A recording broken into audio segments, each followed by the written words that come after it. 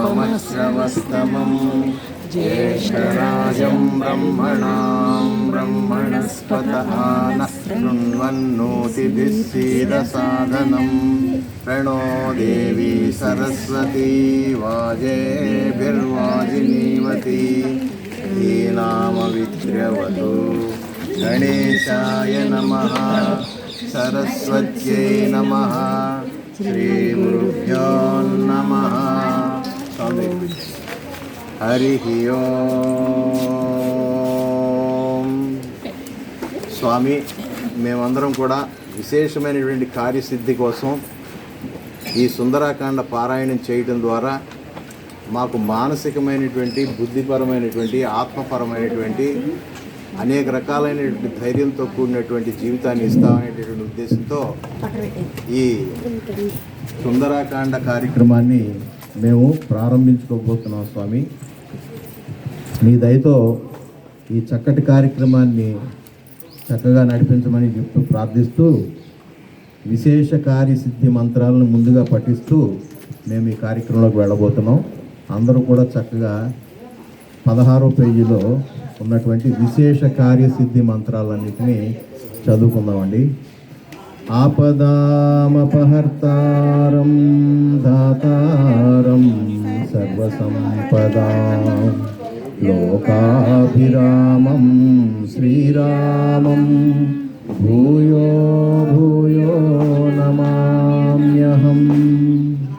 ధర్మాత్మా సత్యసంధశ్చ రామో దాశరథిర్యది పౌరుషే చాప్రద్వంద్వః శరైనం జహి రావణిం.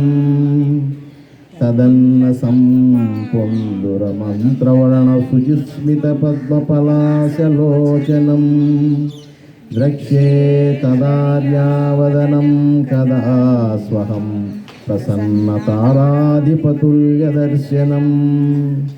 రామభద్రమహేశ్వాస రఘువీరభూపోత్తమభో దశస్యాంతకాస్మాకం రక్షాం దేహి శ్రియం చ తే. సుప్రసన్నస్యాంతమనాః సత్యసంధో జితేంద్రియః ధర్మజ్ఞో నయసారజ్ఞో రాజా దాశరథిర్జయీ.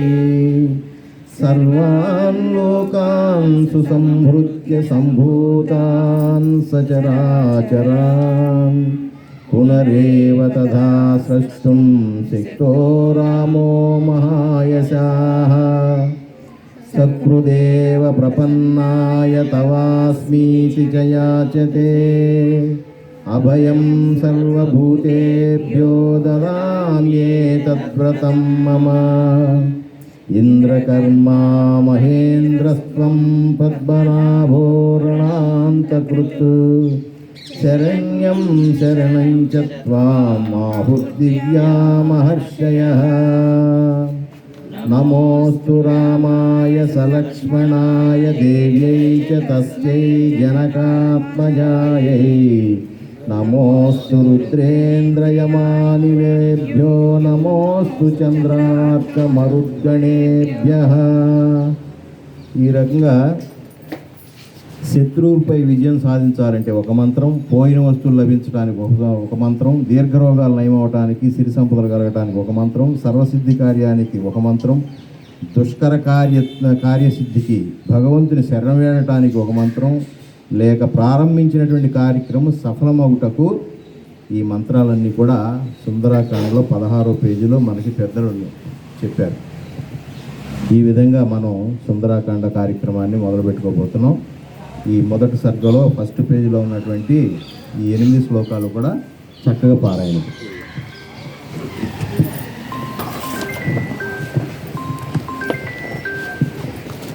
ततो रावणानीताय सीताय शत्रुकर्षणः इयेष पदमन्वेष्टुं चारणाचरिते पदि दुष्करं निष्प्रति द्वन्द्वं चिकीर्षन् कर्मवानरः समुदग्रशिरो ग्रीवो गवां पतिरिवा भवौ अथ वैडूर्यवर्णेषु सद्बलेषु महाबलः धीरसलिलकल्पेषु विचचार यथा सुखं द्विजान् वित्रासयन् धीमान् पुरसा पादपान् हरन् मृगान् च सुबहून् निघ्नुन् प्रबुद्ध इव केसरी नीललोहितमान् दृष्टा पत्रवैर्निश्चितासितैः स्वभावविवितैः चित्रैः धातुमिस्समलङ्कृतं कामरूपिभिराविष्टम् अभीष्णं सपरिच्छदैः यक्षकिन्नरगन्धर्वैः देवकल्पैश्च पन्नगैः ततस्य गिरिवर्यस्य तले नागवरायुते तिष्ठन् कपिवरस्तत्र हत्रे नाग इवा बभौ स सूर्याय महेन्द्राय पवनाय स्वयंभुवे భూతేద్యవచ్ఛాంజలిం కృత్వా చకార గమనే మతిం. ఇక్కడ వరకు ఇవాళ మాట్లాడుకున్నామండి. మొన్న మనం ఇంట్రడక్షన్ చెప్పుకున్నామండి. నరసింహరావు మొన్న ఇంట్రడక్షన్లో మీరు మిస్ అయ్యారు, అప్పుడు రథయాత్రలో ఉండిపోయారు.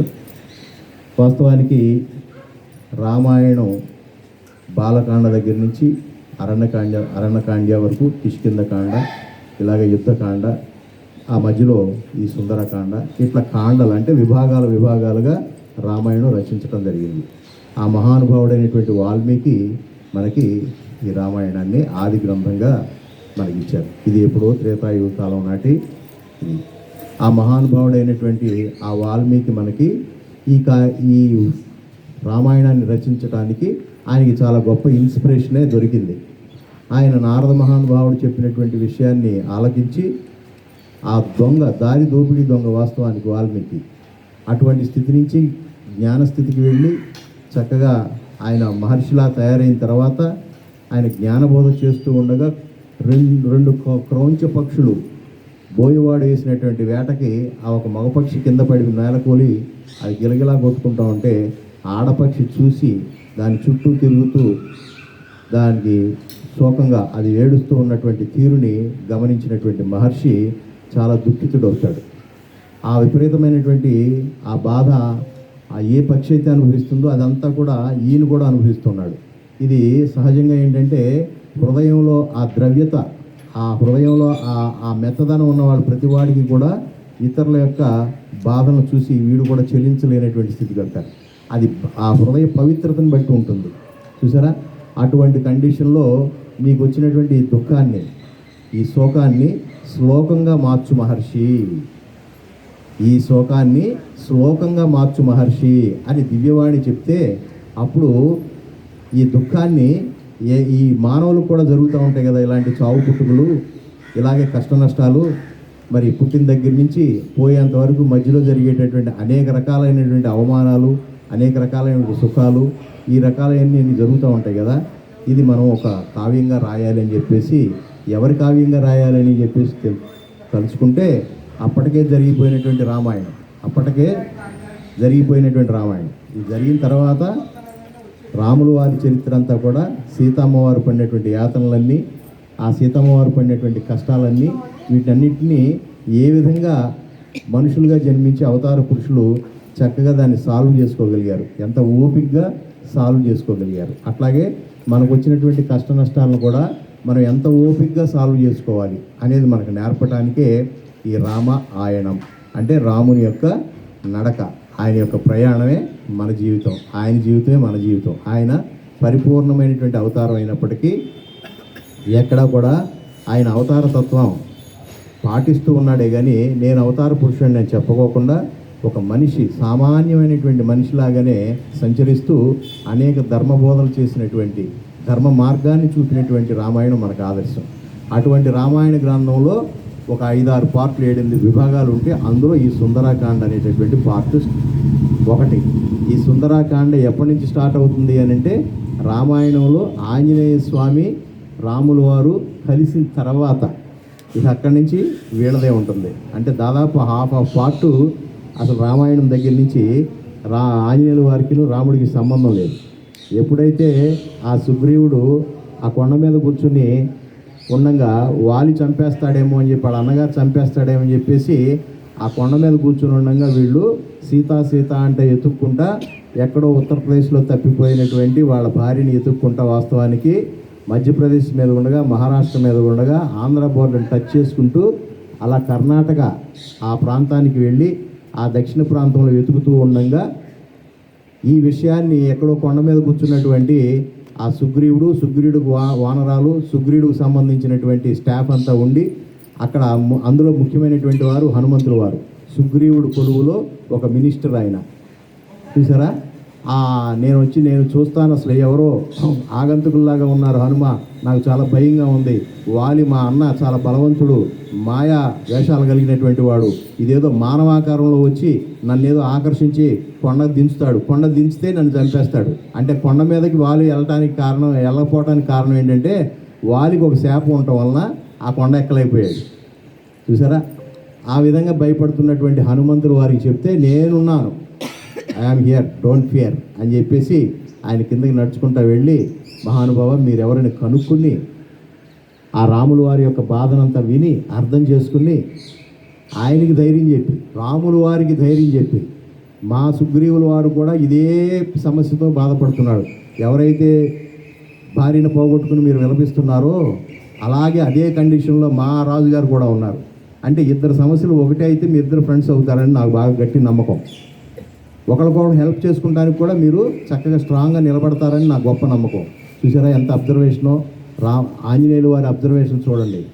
ఇద్దరిది ఒకే రకమైనటువంటి సమస్య, ఇద్దరికి రేషన్ కార్డు రాలా, ఎంఆర్ఓ ఆఫీస్ దగ్గర కలిశారు, వీళ్ళు ఫ్రెండ్స్ అవుతారు. ఏమండి మీరు ఎప్పుడు వచ్చింది రాలేదా, ఏమంటున్నాడు, ఎంఆర్ఓ సంతకం పెట్టాడా, ఇవన్నీ జరుపుకుంటూ ఉంటారు. ఏదైనా చేయాలంటే సాక్షి సంతకం పెట్టించాలంటే ఈయన ఆయనకి పెడతాడు, ఆయన ఈయనకి పెడతాడు. ఎందుకు, ఇద్దరిది ప్రాబ్లం ఒకటే.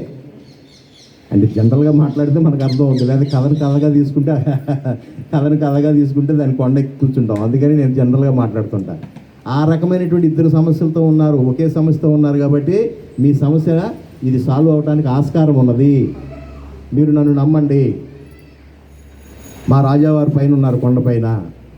ఆయన కొండ దిగడంటే ఆయనకి చాలా భయాలు ఉన్నాయి. కొండ దిగితే వాళ్ళ అన్నయ్య ఊరుకోడు, వాళ్ళ అన్నయ్య చంపేస్తాడు. వాళ్ళ అన్నయ్య ఎందుకు ఎక్కడో కొండ ఎంత చేసినాడు, కొండకి చంపలేడు అంటే లేదు ముని శాపం ఉంది.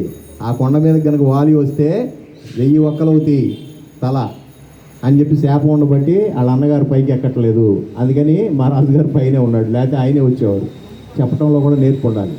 అంటే అయోధ్య రాజుకు సంబంధించినటువంటి యువరాజు దశరథుడు కుమారుడు, అఖండ భూభాగాన్ని ఏరేటటువంటి అయోధ్య నగరాధిపతి యొక్క కుమారుడు అని తెలుసుకున్న తర్వాత ఎంత మర్యాదగా మాట్లాడాలంటే అంత మర్యాదగా మాట్లాడాలి. మీ రాజుగారు నా దగ్గరికి రాలేదా అని అనుకుంటారేమో అని చెప్పి ముందుగానే చెప్పాడు. ఆ కొండ దిగితే ఆయన చంపేస్తాడని భయం స్వామి, అందుకని మనమే వెళ్దాం, నేనున్నాను. మీరు మరి అక్కడికి తీసుకెళ్ళిన తర్వాత ఆయన మన యాక్సెప్ట్ చేస్తాడో ఒప్పుకుంటాడో లేదో కదా, ఆయన ఒకసారి అడిగి రాకపోయావా అంటే నాకు ఒక విషయం అర్థమైంది, ఒప్పుకోక చస్తాడా, ఇట్లాగే అన్నాడు. గ్యారంటీగా ఒప్పుకుంటాడు. ఎందుకు ఒప్పుకుంటాడు అంటే నీ సమస్య ఆయన సమస్య ఒకటే. నువ్వు భార్యను పోగొట్టుకుని విలపిస్తున్నావు, ఆయన భార్య ఆస్తిని అంతా పోగొట్టుకుని ఆయన విలపిస్తున్నాడు. ఆయన ఈ సమస్యకి పరిష్కారాన్ని కోసం చూస్తున్నాడు, నువ్వు దీన్ని ఎవరు పరిష్కరించాలని చూస్తారు. మీ ఇద్దరికీ కూడా అవినాభావ సంబంధం ఉంది, ఒకే రకమైనటువంటి సమస్యతో బాధపడుతున్నాడు వ్యక్తులు. ఇప్పుడు ఎందుకు ఒప్పుకోడు? నేను ఆ ధైర్యంతో చెప్తున్నా, మీరు తప్పనిసరిగా రండి, నేనున్నా.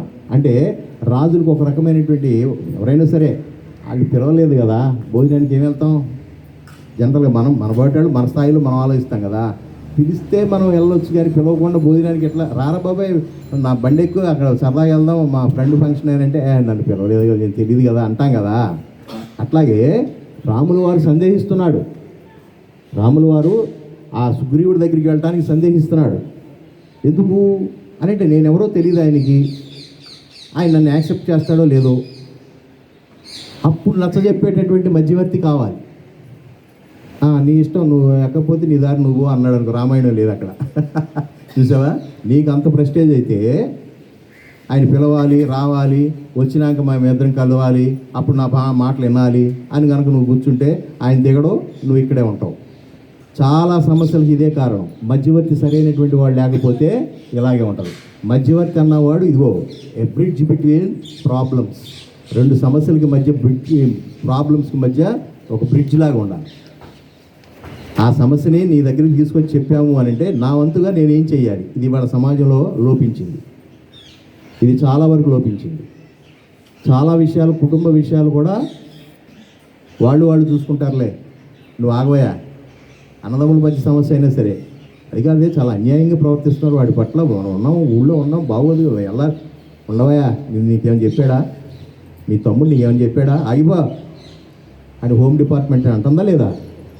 హోమ్ డిపార్ట్మెంట్ అనగానే ఈ జైలు శాఖ ఆగిపోతూ ఉంది. ఎంత గొప్ప లాఠీలు మన దగ్గర ఉన్నా కూడా ఈ సన్ని వీళ్ళ దగ్గరే ఉన్నాయి. అవునా కదా? అది సొంత విషయాలు వచ్చినా కూడా ఆగిపోంటే ఆగిపోతున్నాం. No blood relation. వాడికి కష్టం వస్తే నా కష్టం, వాడి కష్టం ఒకటే. ఉంటే ఉండొచ్చు డిస్పారిటీస్, తర్వాత చూసుకుంటాం. అప్పుడేం గుర్తు రావాలి మనకి? 100 మంది ప్లస్ 5 105 కూడా ఒకటైపోవాలి. ఇది పాండవుల స్టేట్మెంట్. పాండవులు ఏమన్నారా? ఏదైనా బయటవాడు కనుక కౌరవుల మీదకి వచ్చినా మేము 105, కౌరవులు 100 మంది మాత్రం కాదు, మాతో కలిపి 105 అవుతాం. విడివిడిగా ఏదన్నా వస్తే మేము చూసుకుంటాం, కానీ మా మీదకి వస్తే మేమందరం ఒకటేవాళ్ళు. ఈ కలయిక లేకపోతే సమాజంలో అది లేకపోబట్టే ఇవాళ మనలో మనకి చిచ్చులు పెట్టేవాళ్ళు తయారయ్యారు. 5-6 అన్నదమ్ములు ఉండే పెద్ద ఫ్యామిలీస్లో కూడా ఇవాళ ఒకడికొకడు పట్ల. చూసారా?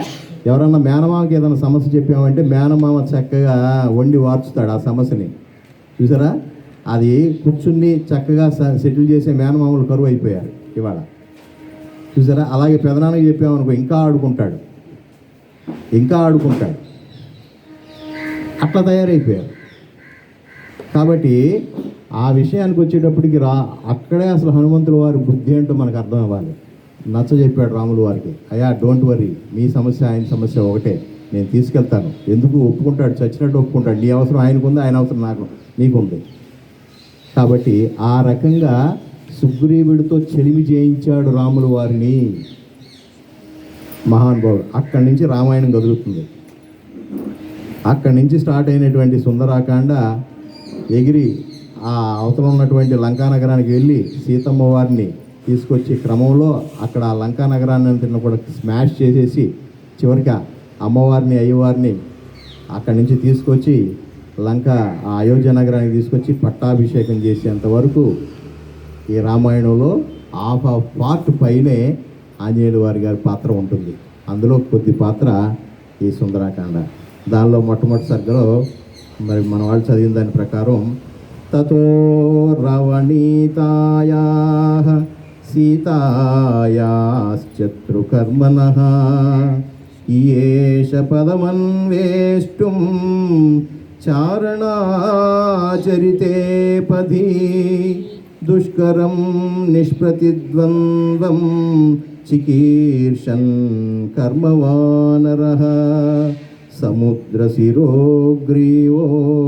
గవాం పతిరివా బభౌ అధవైడూర్యవర్ణేషు స్యాద్వలేషు మహాబలః ధీర సలిలకల్పేషు విచచారయదా సుఖం ద్విజాన్ విత్రాసయన్ ధీమాన్ ఉరసా పాదపాన్ హరన్ మృగాం చ సుబహూన్ నిఘ్నన్ ప్రవృద్ధ ఇవ కేసరీ. ఇక్కడ అంటాడు, అనంతరము జాంబవంతుని ప్రేరణతో అరివీర భయంకరుడైనటువంటి ఆంజనేయుడు రావణాప్రకృతి అయినటువంటి సీత యొక్క జాడను అన్వేషించుటకై చారణాది దివ్యజాతుల వారు సంచరించు ఆకాశ మార్గముకు వెళ్ళుటకు నిర్ణయించుకొనెను. ఇక్కడ దాకా రావటానికి సీతా అన్వేషణలో అనేక పాట్లు పడి అమ్మవారు ఆనాడు ఆ లంకాధీశుడు అమ్మవారిని కిడ్నాప్ చేసి తీసుకెళ్ళిపోయేటప్పుడు అమ్మవారు చాలా తెలివిగా ప్రవర్తించినటువంటి తీరు ప్రకారమే రామాయణం జరిగింది అని అంటానికి కూడా ఒక తార్కాణం. ఏ దిక్కును తీసుకుపోయాడో ఆ దిక్కుకి ఆవిడ వెళుతున్నప్పుడు ఒక్కొక్క ఆభరణాన్ని డ్రాప్ చేసింది. అమ్మో ఈ కాసుల పేరు మా పుట్టింటి వాళ్ళది వేయకూడదు బాబోయ్, ఈ పాపిడి బిళ్ళ మా యాయం చేయించాడు అని చెప్పేసి ఆవిడ సంపదల కోసం చూడాల. ఆ ఒక్కొక్క ఆభరణాన్ని ఏ దిక్కుకి వెళ్తూ ఉంటే ఆ దిక్కుకు గుర్తుగా వదిలేసింది కింద. ఆ కింద పడినటువంటివి ఆవిడ వస్త్రాలు, ఆవిడ ఆభరణాలు, ఇవన్నీ చూసుకునే వాళ్ళు ఎత్తుక్కుంటూ వచ్చారు. లేకపోతే ఈ దిక్కుకు రాకుండా వేరే దిక్కుకు పోవచ్చు. చూసారా? అట్లాగా ఏదో ఒక ఎవిడెన్స్ మనం మన చేతుల్లో ఉంటుంది. అది ఇతరులకు అర్థమయ్యేటట్టుగా మనం సైగ చేసి చెప్తుంటాం కొంతమందికి. మరి అవకాశం లేదు, ఆకాశ మార్గాన్ని తీసుకుపోతా ఉన్నాడు బలవంతంగా. చూసారా, అబల ఆవిడ దగ్గర ఏమీ లేవు, ఆవిడ ఫైట్ చేయలేదు.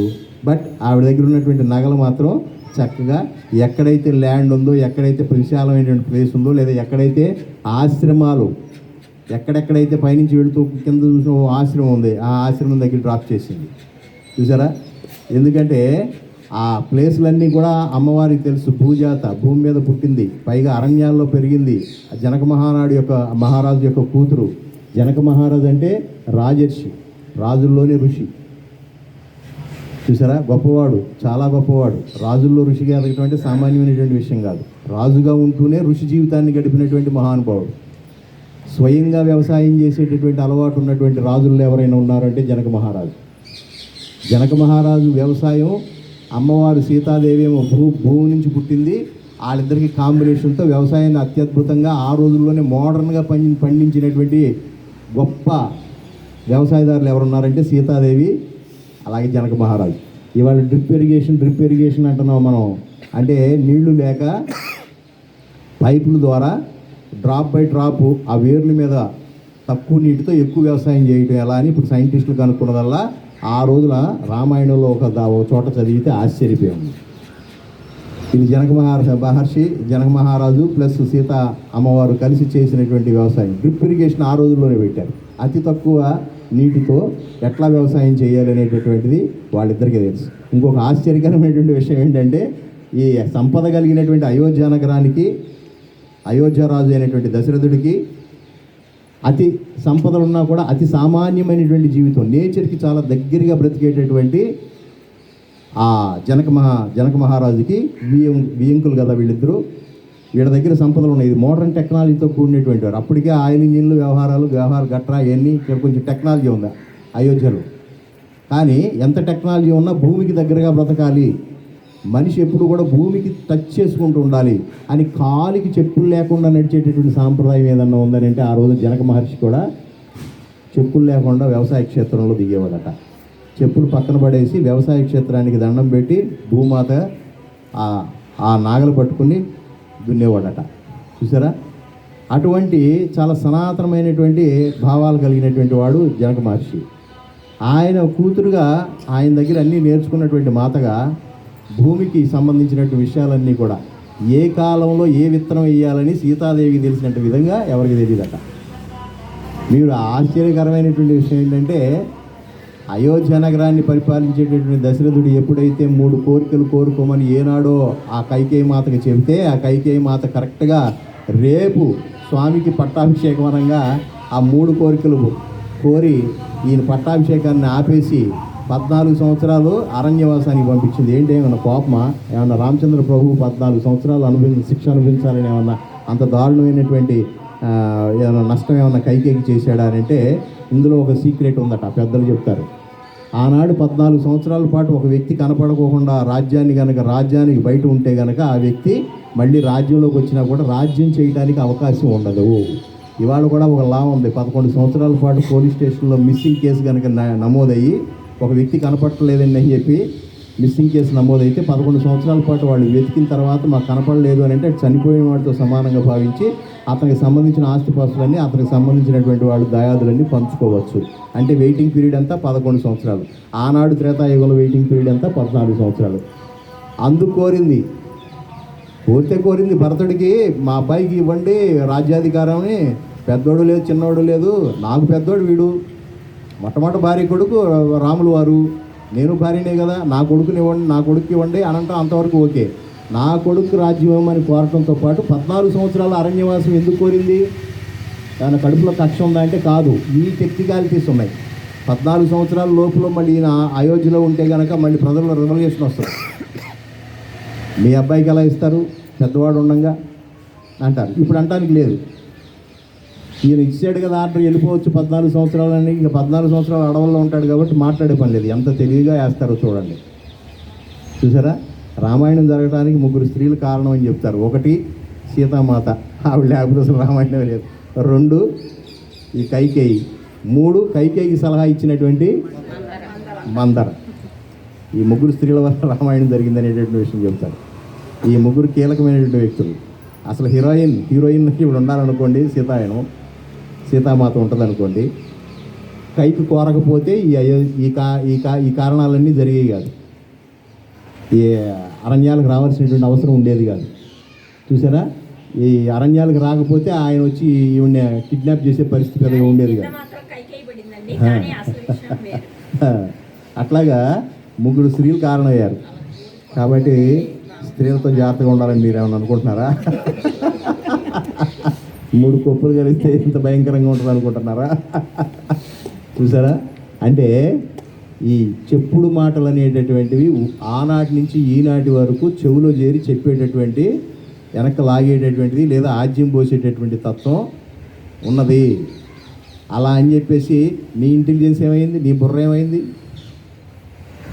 సాల్వ్ చేసుకోవాలి, నచ్చ చెప్పుకోవాలి, ఇది కాదని అదే కాదని చెప్పాలి. అంటే అప్పటి నుంచి ఇప్పటి వరకు కూడా ఇలాగా చెప్పుడు మాటలనే తత్వం నీకుంటే ఇలాంటి రామాయణాలు ఎన్నో జరుగుతూ ఉంటాయి. కాబట్టి చెప్పేది చెప్తూ ఉంటారు. దానిలో ధర్మం ఏంటి, న్యాయం ఏంటి, పద్ధతి ఏంటి అనేది తెలుసుకోవాల్సినటువంటి విజ్ఞత ఇంటి యజమానిగా మగవాడికి ఉండాలి కదా. చూసారా, కాబట్టి ఇవన్నీ నేర్పుద్ది రామాయణం చదివితే ఏమొస్తుంది అనేటంటే కుటుంబ జీవితం ఎంత చక్కగా గడుపుకోవాలనేటువంటి విషయం అది. అట్లా జరిగినటువంటి వీళ్ళిద్దరి యొక్క కలయిక, ఎవరిద్దరి యొక్క కలయిక? మన హనుమంతుల వారిది రాముల వారికి కలయిక రామాయణంలో చాలా కాండలు అయిపోయిన తర్వాత అరణ్యకాండలు చివరిలో ఉండగా ఇలా కలుస్తున్నారన్నమాట. ఆ కలిసి ఏమంటారు, చివరికి తీసుకొస్తాడు. ఆయనేమో కొండ మీద కూర్చుని కంగారు పడుతుంటాడు సుగ్రీవుడు. అమ్మో, ఈ ఆంజనేయుల వారు ఏంటి కొంప ముంచేటట్టున్నాడు, ఎవరికి శత్రు దుర్భేద్యమైనటువంటి ఈ కొండ మీదకి ఎవరికి ఎక్కడానికి ఆస్కారం వెళ్ళలేదే, ఈయన మరి దగ్గరుండి పట్టుకొస్తున్నాడు. ఈయన వెంట వచ్చేటటువంటి వాడు మారు వేషంలో ఉన్నటువంటి నా అన్నయ్యమో లేనిపోయింది అని చెప్పి ఆయన కంగారు పడుతున్నాడు. కంగారు పడుతుంటే కొండ ఎక్కుతూనే ఈయన సైకి చేశాడు, don't worry I am here. అది మంత్రి అంటే అలా ఉండాలి. చీఫ్ మినిస్టర్ గారు మీరేం కంగారు పడమాకండి, నేను చూసుకుంటా అనే మంత్రులు కావాలి. అంతేగాని చీఫ్ మినిస్టర్ గారు చేస్తూ ఉంటే చూసే మంత్రులు ఎక్కువయ్యారు ఇవాళ. అవునా? Chief minister Avani, prime minister of India అని వాళ్ళు చేస్తూ ఉంటే చూసేవాళ్ళు అది ఎక్కువ అయ్యారు తప్ప వాళ్ళతో పాటు చక్కగా పాల్గొనేటటువంటి మంత్రుల శాతం తగ్గారా లేదా? అయితే వీళ్ళు కూడా అవకాశం ఇవ్వట్లేదు. బుర్రన్న మినిస్టర్గా అవకాశం ఇవ్వరు వీళ్ళు. అది ఉన్నాయనుకోండి.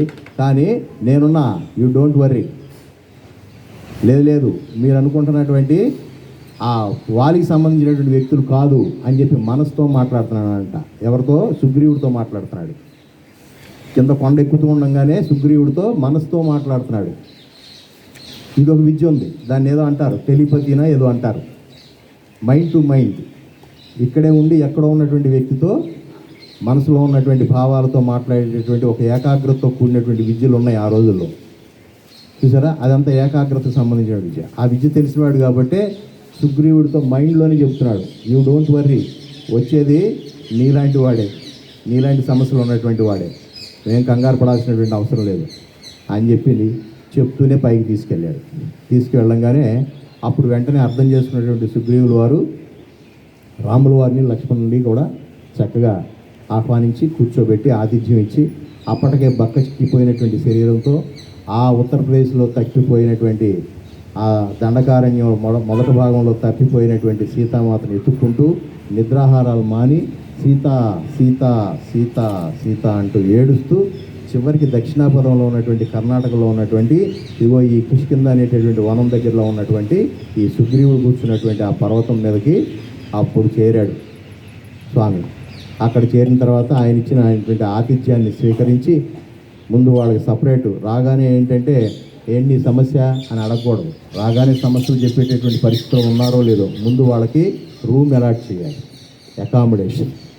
అకామిడేషన్ అలాట్ చేసి ఆ అకామిడేషన్లోకి ఎలా పంపిస్తాడో కూడా గొప్పగా చెప్తారు.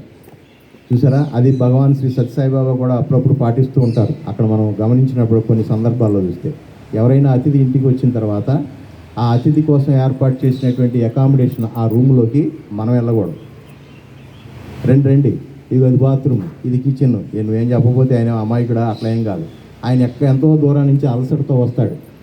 ప్రయాణం చేసి వస్తాడు. బాబు వీడు తొందరగా వదిలేస్తే క్షేమ సమాచారాలు గడ్డగుడ్డు ఒక గంట వీడు తినేసాడు అనుకో, లోపల ఆయన మలమూత్రాదులు విసర్జించాల్సినటువంటి పరిస్థితులు ఉంటాయి. అవన్నీ తర్వాత మాట్లాడుకోవచ్చు. వచ్చిన అతిథిని ఇమీడియట్గా ఆయన కేటాయించినటువంటి రూములోకి ప్రవేశపెట్టాలి. ఆ రూమ్లోకి మనం వెళ్ళకూడదు. ఇక ఆయన శుభ్రంగా కాలకృత్యాలన్నీ తీర్చుకుని శుభ్రంగా అన్ని వ్యవహారాలన్నీ చేసుకున్నాక అప్పుడు డోర్ బయటికి తీస్తాడు. అప్పటికి నువ్వు రెడీగా పలహారాలన్నీ చక్కగా రెడీ చేసి డైనింగ్ టేబుల్ మీద పెట్టాలి. అంతేగాని నువ్వు ఆయనతో పాటు ఆయనకి అలాట్ చేసినటువంటి రూమ్లో నువ్వు కూర్చొని ఉప్పర సోదంతో గంట కొట్టావనుకో, ఆయన లోపలేమో తిరుగుతూ ఉంటుంది, గొడగొడమంటూ ఉంటుంది. ఆయన బాత్రూమ్కి వెళ్ళాలి, నువ్వు వదలవు. చూసారా, ఇటువంటి పద్ధతులన్నీ రామాయణంలో నేర్పుతాడు. వచ్చినటువంటి అతిథిని ఇమ్మీడియట్గా చక్కగా ఆహ్వానించి ఆయనకి అలాట్ చేసినటువంటి రూమ్లోకి పంపిస్తాడు సుగ్రీవుడు. ఈ మర్యాదలు తెలిసి ఉండాలి మనకి. చూసారా, ఆ పని అయిపోయిన తర్వాత అప్పుడు చక్కగా కావలసినటువంటి ఆహార పదార్థాలన్నీ వండి వార్చి చక్కగా తిన్న తర్వాత సాయంత్రం ఈవినింగ్ బయట లాన్లో కూర్చోబెట్టి అప్పుడు ఏమిటి అని ఒకరికొకరు సమస్యలు మాట్లాడుకుంటారు. చూసారా, మనం కూడా అది పాటించాలి ఎవరైనా సరే వస్తే. అంతేగాని అతిథిని ఎలా స్వీకరించాలి, ఎలా ఆయనకి ఆతిథ్యం ఇవ్వాలి అనేటువంటి విషయాలు కూడా మనకి ముందు ముందు కలుగుతూ ఉంటాయి. ఆ తర్వాత అయిపోయింది. ఆయన సమస్య ఏదో చెప్పుకొచ్చాడు. అయ్యా, నేను దశరథ పుత్రుడిని, నన్ను రాముడు అంటారు, ఇదిగో మా బ్రదర్ లక్ష్మణ, మేము ఇద్దరు అన్నదమ్ములు.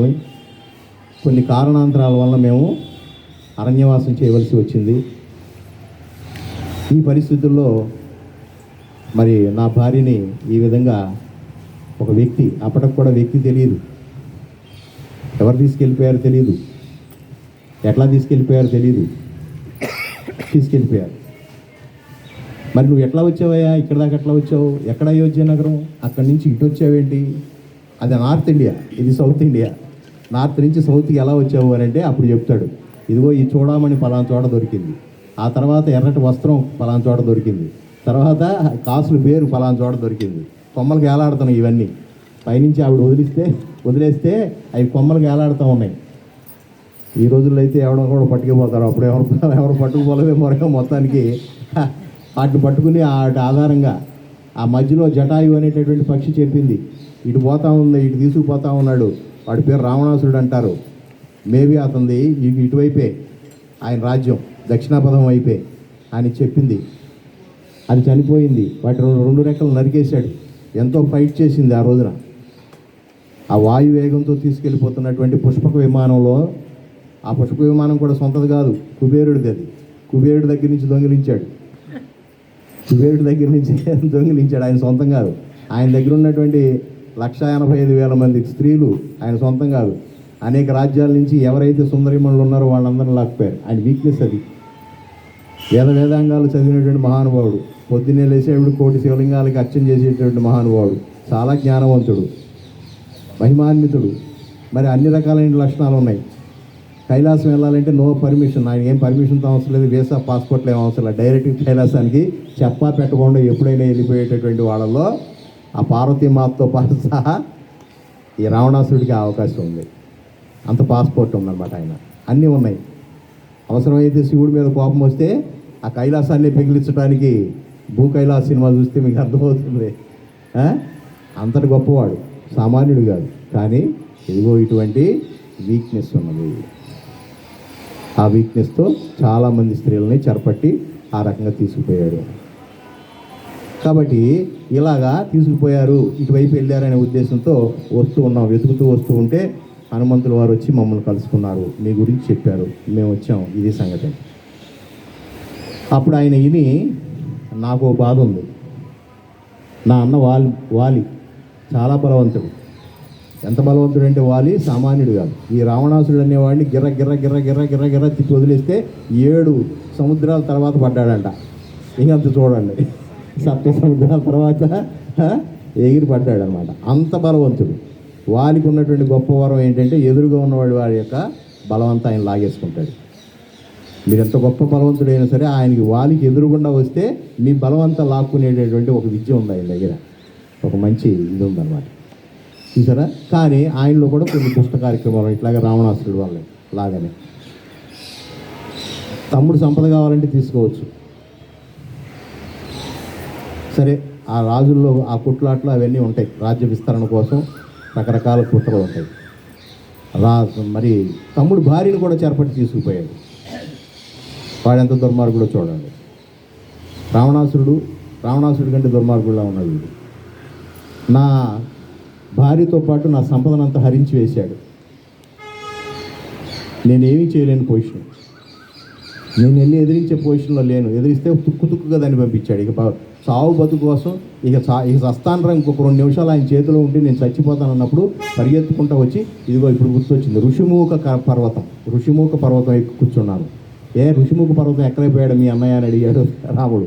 లేదు, ఋషిముఖ పర్వతంలో ఒకసారి వాలిగారికిను ఈ ఋషిముఖ పర్వతంలో కూర్చున్నటువంటి ఋషులకి మధ్య వాగ్వివాదం జరిగి, నువ్వు ఎప్పుడైనా సరే మా కొండ జోలికి వచ్చావా, ఈ పర్వతం ఎక్కావా, 1000 ఒక్కలైపోద్ది నీ జాగ్రత్త అని చెప్పేసి వాళ్ళు వార్నింగ్ ఇచ్చారు ఆ ఋషులు. అందుకని ఆ ఋషిముఖ పర్వతం జోలికి పోడు, ఎవరి జోలికైనా వస్తాడు ప్రపంచంలో.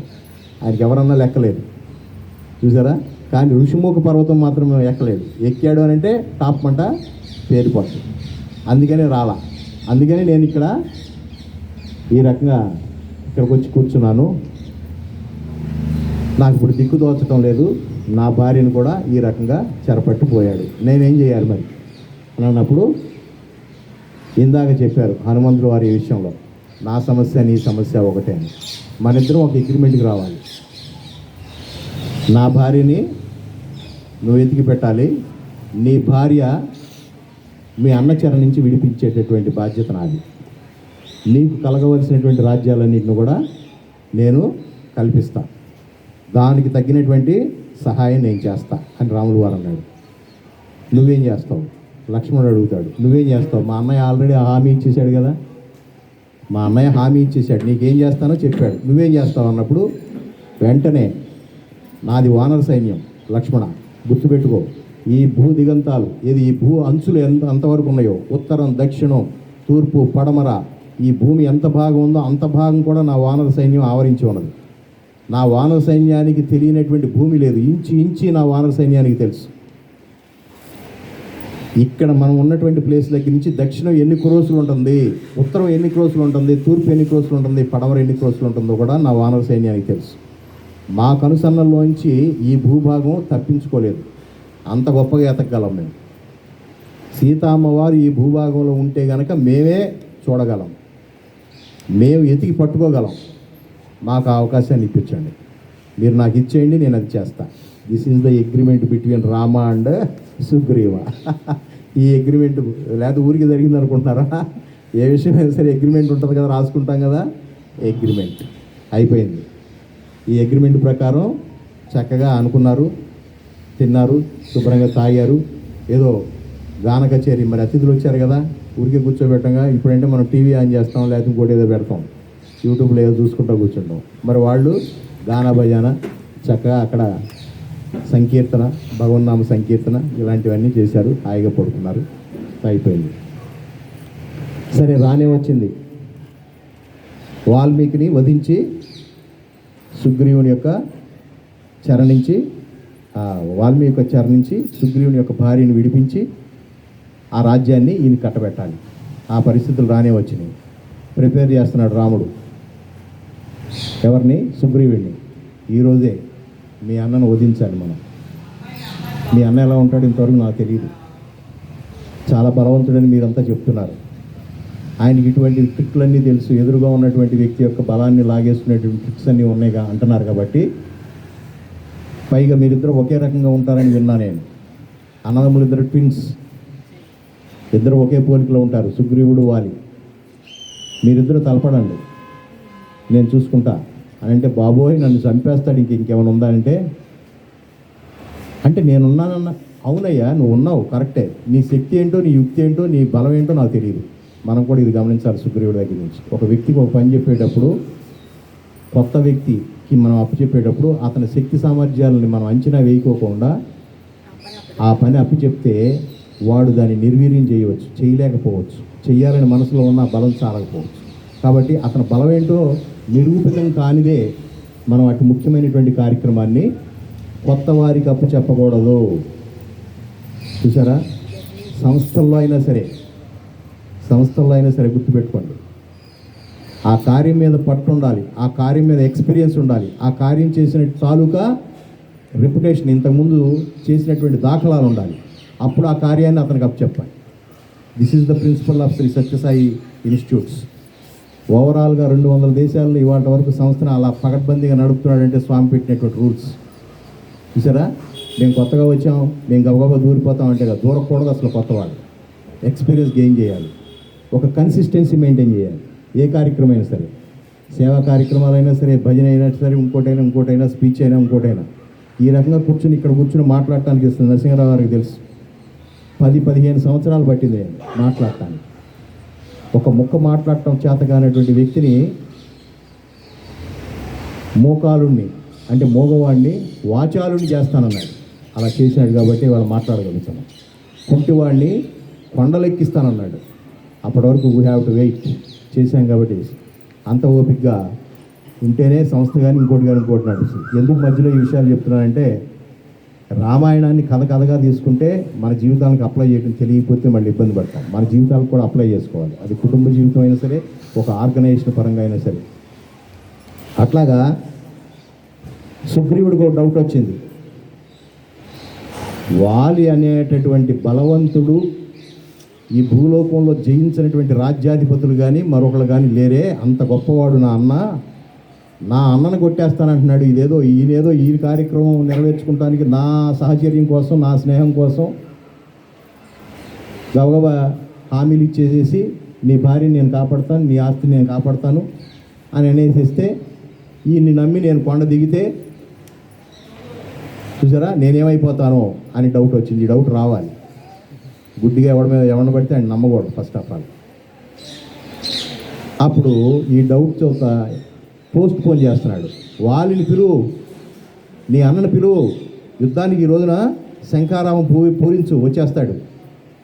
సిగ్నల్స్ ఉన్నాయి కదా, వారి డిక్లరేషన్ ముందు ఒక శంఖారావం ఊదుతారు కదా, ఐఎమ్ రెడీ అని.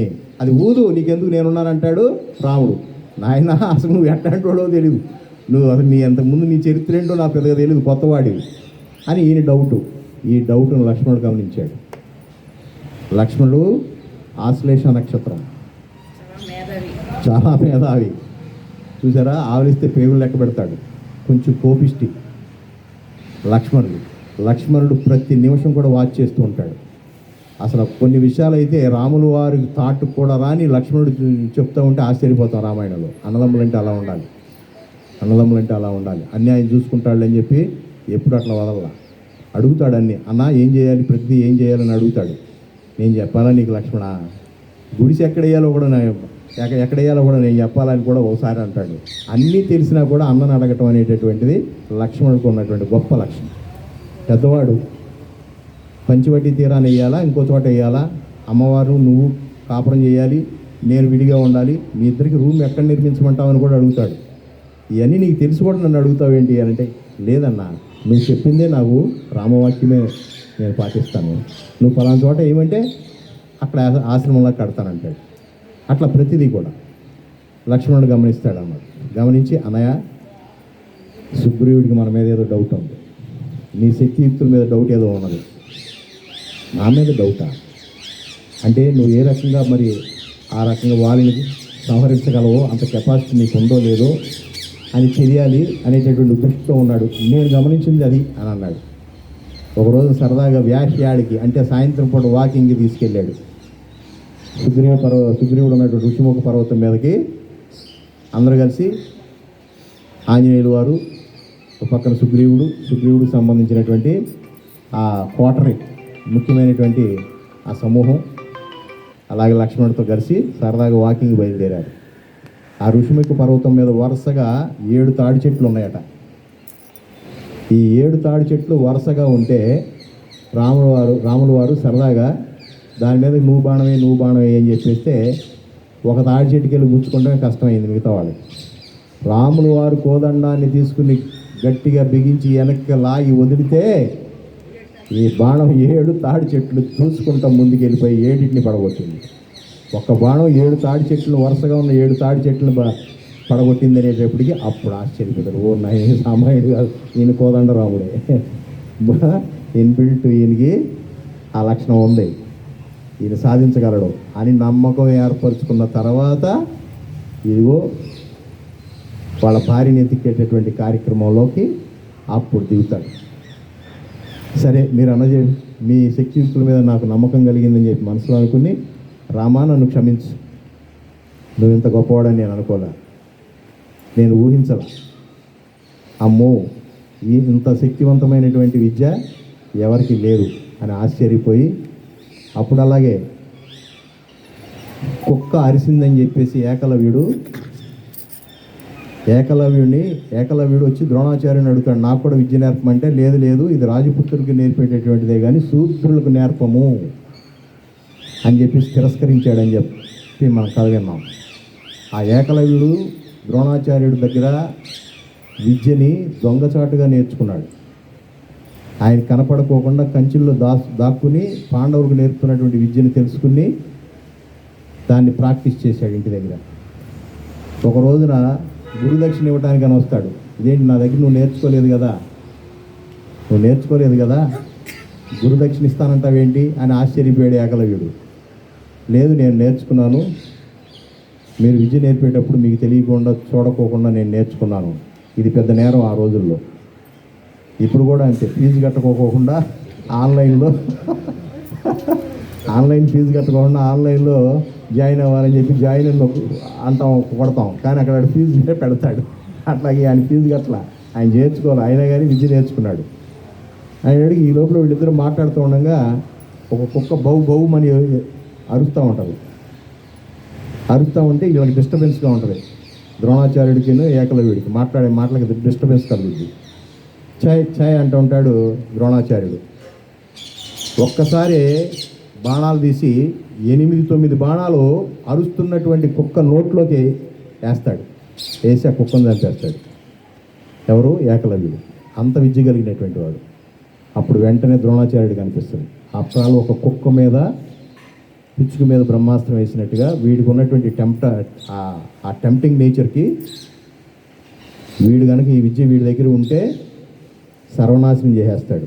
అప్పటికే కౌరవుల పక్షాన వాళ్ళ పూర్వీకులు కౌరవ పక్షానికి సంబంధించినటువంటి వాళ్ళు కౌరవుల పక్షంలో ఉన్నటువంటి వారితో ఈ ఏకలవ్యుడికి సంబంధించినటువంటి వ్యక్తులు కలిసి ఉన్నారు, ఆ కౌరవుల పూర్వీకులు. కాబట్టి వీడు నెక్స్ట్ రేపు యుద్ధంలో కౌరవుల వైపుకి వెళ్తాడు, ఈ దేశానికి నాశనం వస్తుంది.